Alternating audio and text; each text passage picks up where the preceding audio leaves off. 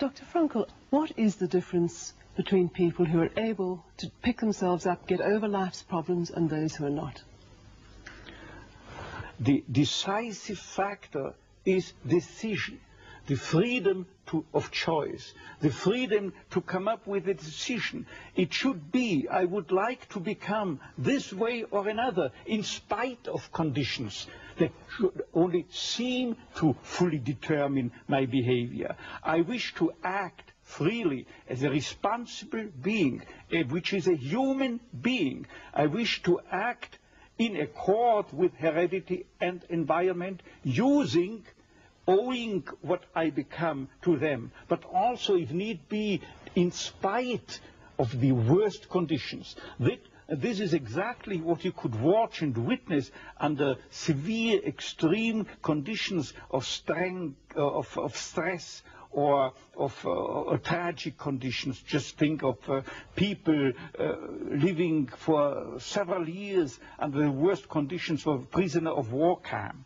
There's a whole body of psychiatric literature about that, or for that matter, in concentration camps. And this is what should be acknowledged. People are free, and if you watch or study the lives of such people in just a detached, down-to-earth, empirical, strictly empirical, scientific way and fashion, in another way than you presented it and you commented it, in another way, then people get the picture, the impression of a human being as something, not someone, something that is fully determined. Whereas they don't recognize and acknowledge the freedom and the responsibility for themselves, the responsibility for making something or someone out of himself. So your basic philosophy is that life has meaning under all conditions, but how easy is it when there's a sense of hopelessness, a sense of despair, to recognize this meaning? Let me confront you with a somewhat strange definition of despair. As I'm used to proclaiming is that despair can be explained in terms of a mathematical equation. D, capital D, equals S minus M. What does it mean? Despair is suffering without meaning. As long as an individual cannot see any meaning in his or her despair, he or she will certainly be prone to, in its suffering, I wanted to say, no meaning in the suffering, he or she will certainly be prone to despair and, under certain conditions, to suicide. But at the moment they can see a meaning in their suffering, they can mold it into an achievement, they can mold their predicament into an accomplishment on the human level.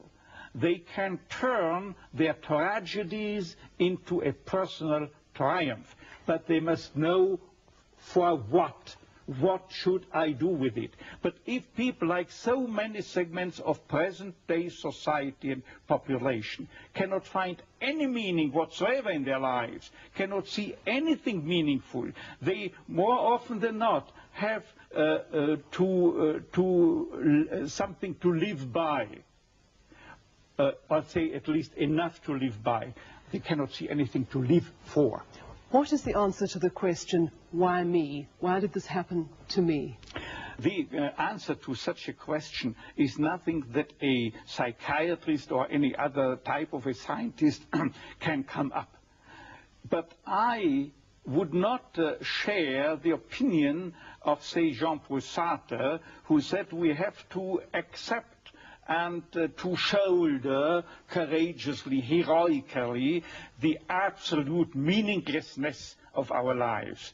But what I think is rather that what we have to accept is the incapacity of our humanness, the incapacity to recognize the ultimate meaning in intellectual or merely rational terms. This is the only thing we have to accept. But still, we may believe in ultimate meaning, but to lead someone, say a patient, to even the way for him to such a belief, to faith, is of course not the business or job to be carried out by a psychiatrist, but rather by a theologian. Tell me, to what extent do you feel we have choices in the things that befall us? Our freedom is a finite freedom, a limited freedom. That is to say, a human being is never fully free from conditions, be they of biological or psychological or sociological kind. But the ultimate freedom is always and remains always reserved to ourselves. That is the freedom to take a stand to whatever conditions might confront us. How we react to the unchangeable conditions is up to ourselves. In other words, if we cannot change the situation, we have always the last freedom to change our attitude to that situation. Dr. Frankl, give me an example of meaning that can be taken out of a situation of despair. I once received a letter from a young Texan student who told me his own story. At the age of 17 years, he had an accident when indulging to his diving sport. And from that time on, he was paralyzed from the neck down. And he wrote to me, "I broke my neck, but it did not break me. I am at present helpless, and this handicap will remain with myself apparently forever. But I have not given up my studies. I want, because of my own helplessness, to help other people. I want to become a psychologist, to help others.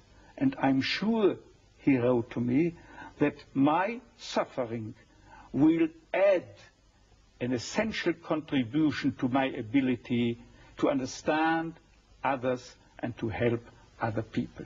This man, three years later, was invited by me to deliver a lecture, to read a paper at the 3rd World Congress of Logotherapy taking place at the University of Regensburg in West Germany.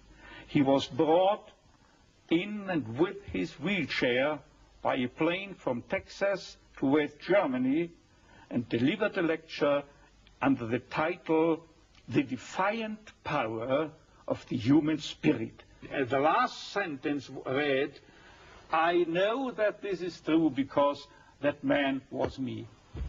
For a quarter of a century, I had the honor to be the director of a neurological department at a general hospital. And believe me, throughout that time, I had ample opportunities to watch and witness how even young people could master their fate. Young girls, for instance, that had danced a weekend before in a disco, then were paralyzed due to a brain tumor or a tumor of the spinal cord, a neoplasm of the spinal cord. Or how young men who the last weekend still were skiing in the Austrian Alps or driving their Yamaha motorcycle, could no longer move a leg. And I've seen people who were amputated. All 4 extremities had to be taken away due a certain case, what I have in mind, due a high voltage electric accident. And I know that one told his former nurse from the hospital, he wrote to her a letter, before this terrible accident, I was bored, always bored and always drunk. And since my accident, I know what it means to be happy, imagine, with no extremities. I know what it means to be happy. His life had become full of happiness again, simply because as long as you are pursuing happiness, as the phrase reads, as long as you are aiming at happiness, you cannot obtain it. The more you make it a target, the more you miss the aim and you miss the target. This is most conspicuous in cases of sexual neurosis, where exactly those people, male patients, who are striving to demonstrate their potency, they fall prey to impotence. The more a female patient tries to show to herself at least how much she is capable of experiencing a full female orgasm, the more she's doomed to frigidity. But at the moment, you do not think of pleasure or happiness, but just you give yourself, be it in sexual activities,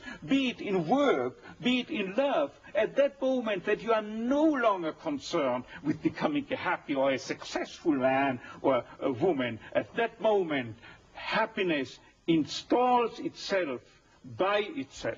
But Dr. Frankl, tell me, how could the people in the death camp at Auschwitz, and you were there yourself, what meaning could they take out of an absolutely hopeless situation? They knew they were going to die. What I can say about the lesson I took home from Auschwitz and Dachau and so forth, let me prefer to speak in a more personally detached way by referring to the absolutely parallel experiences that people had in prisoner war camps. The literature, psychiatric literature in the field of psychiatry of POW camps shows, independently from each other, that psychiatrists found out that those inmates or prisoners were most likely to survive the camp period.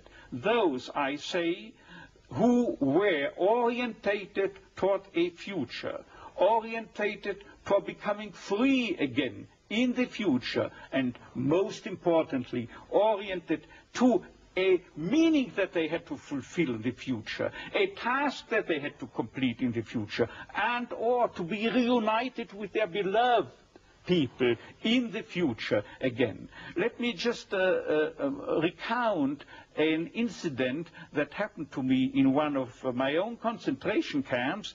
I was confronted within a couple of days with two people, two comrades, the one of whom I knew that they are prone to suicide. Now what happened? I asked both why they wished to commit suicide, to take their lives, and without knowing, independently from one another, they told me, see doctor, I've nothing to expect from my life anymore.